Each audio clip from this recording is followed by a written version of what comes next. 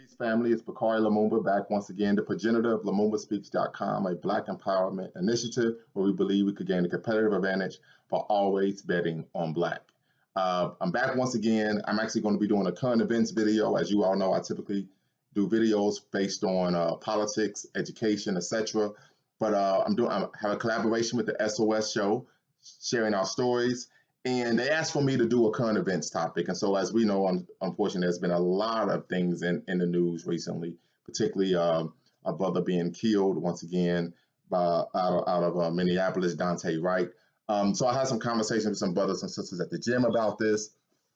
And they said, I don't understand. We saw what happened with the brother in Virginia, the second lieutenant, who was pepper sprayed. And I said, well, one of the things we have to understand when we talk about, one, we know that Black people are treated differently in our interaction with the police than other racial groups. We know that white folk and other groups of people could be belligerent, they could go off, they could curse the officer out, they could become aggressive, get out the car, etc.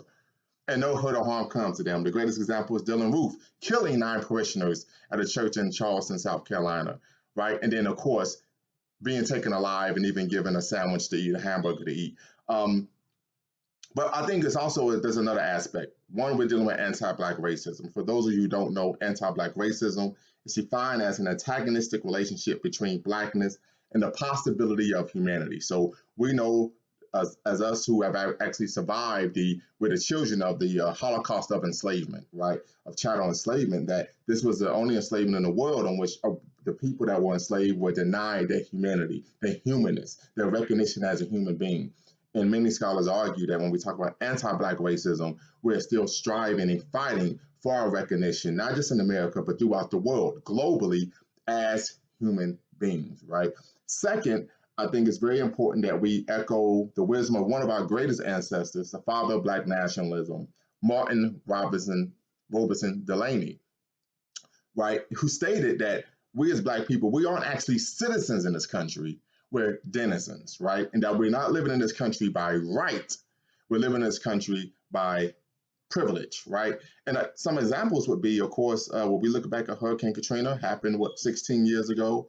I actually remember I was in the National Guard at the time, and the Black people who were surviving and finding a way to make it through, the storm and the flooding and find food and clothing, the media said that they were refugees, right? And I don't believe that was a mistake. I think that was done. That was a dog whistle, because they understood that in their eyes, the state's eyes, Black people aren't seen as citizens, right? So I think it's very important that we recognize that.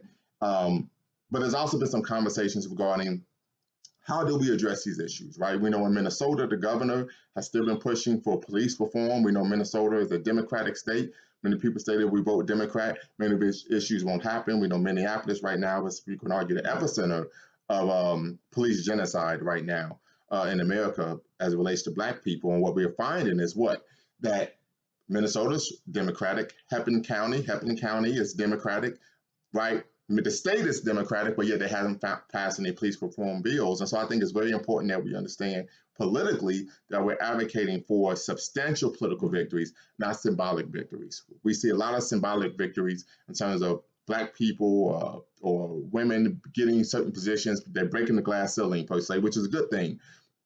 But we have to understand that that's not where the victory comes. The victory comes when we get actual tangible benefits, right? And so we have to really focus on that. We can't be concerned with the person wearing chucks and pearls or how great Michelle Obama looks at their inauguration. We have to focus on advocating and demanding specific federal benefits, federal protection, right? We know Martin Luther King, the late great Reverend Dr. Martin Luther King Jr., he worked at the federal level and he fought for legislation to protect the rights of African Americans. And we have to do the same today.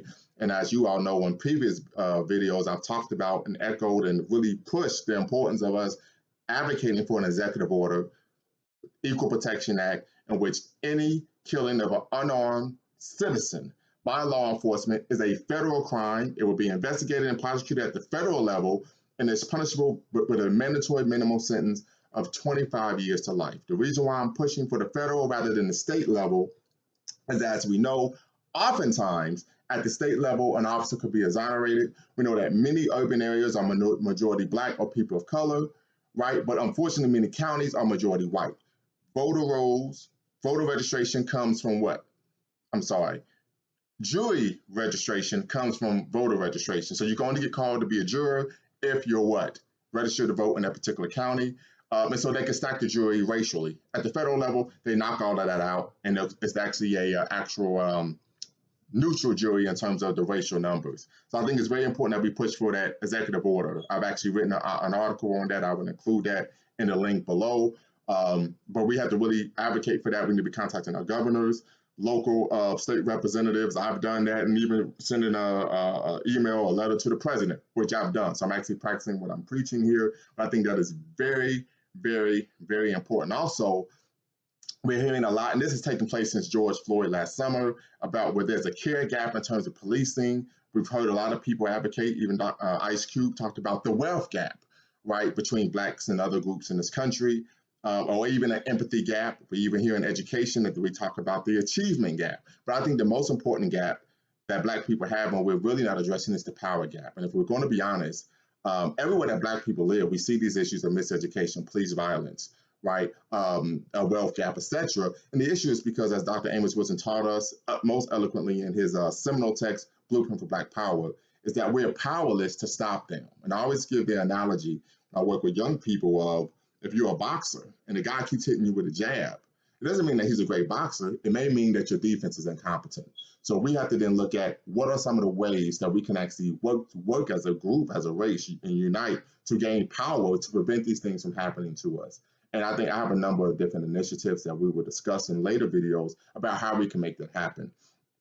But unfortunately, it's just a really bad situation. We talk about, the loss of life, Brother Dante Wright. I believe that he was had a warrant out for traffic tickets, right? And he lost his life. But I think we all know that we want justice in this situation. We know the officers have been fired, but we know justice isn't an officer being fired. Justice is not the officer being indicted or even arrested or taking a trial. Justice isn't even a conviction, right? Justice for us is bringing about the ability to prevent these things from ever happening to us again. So I think that that's what we need to focus on, justice. Justice isn't a financial settlement with the city. Justice for us is gaining the power and the strategic advantage to prevent these type of issues, these type of incidents from ever happening again. With that being said, I want to move a little bit to Kyrie Irving. As many of you know, Kyrie Irving was in the news. So there's been some memes out there saying that he's converted to Islam. But if that's the case, he's probably celebrating Ramadan right now. But with that being said, there was an issue, a dust-up. He was kicked out of a game for the first time ever in his NBA career.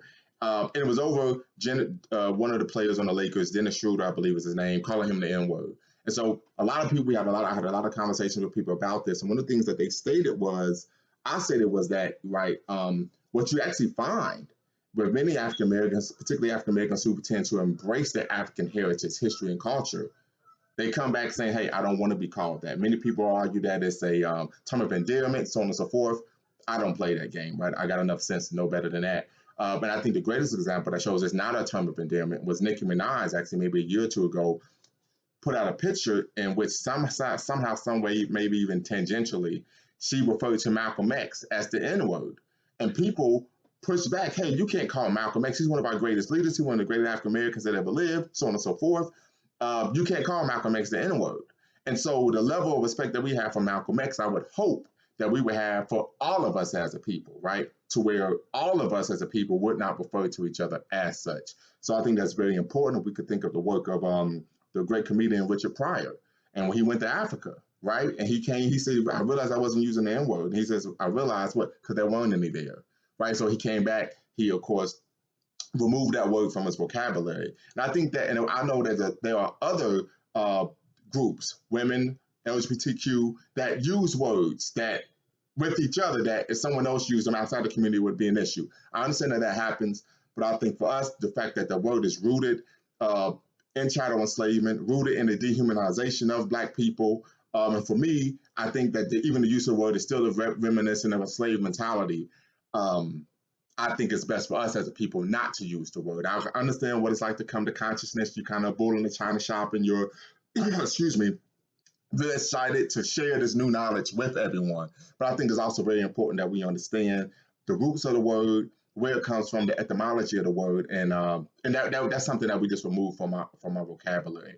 Uh, so just wanted to make sure that I was able to chime in and discuss some of these issues. Unfortunately, with the death of the brother in the Minneapolis area, and then of course what happened in Virginia with the officer, the brother, actually a soldier in uniform, being pepper sprayed. I actually watched the video, very disturbing.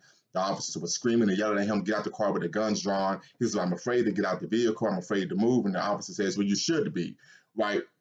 So this type of policing, right? And I was telling some brothers and sisters at the gym that, this isn't anything new for African Americans, right? To be accosted this way in uniform. We know that during World War One, after World War One, black soldiers were came home and were lynched in uniform in Brownsville, Texas, in uniform, right?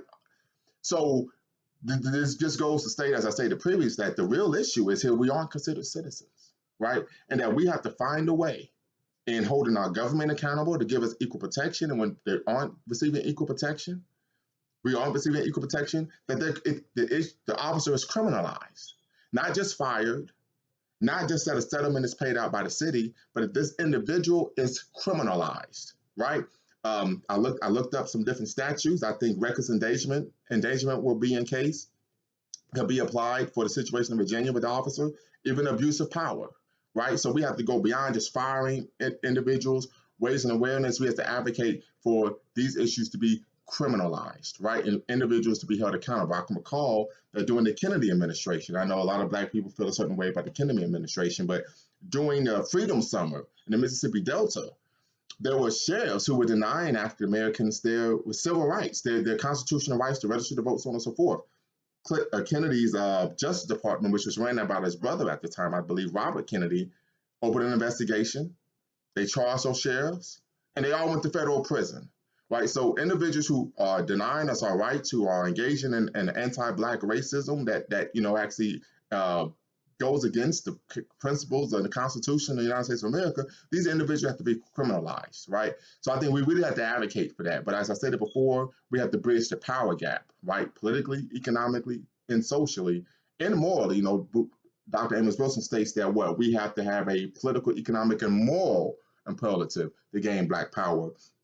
And then last but not least, we have to have an executive order outlawing all unarmed killings of civilians. It has to be a federal crime. 25 years to life has to be the mandatory minimum sentence, right? And this is very important. We need to push the Biden-Harris administration to do this, right? They advocated and said that you need to vote for us. We need to get Trump out. He's a racist. He's a misogynist. He's et cetera, et cetera, et cetera.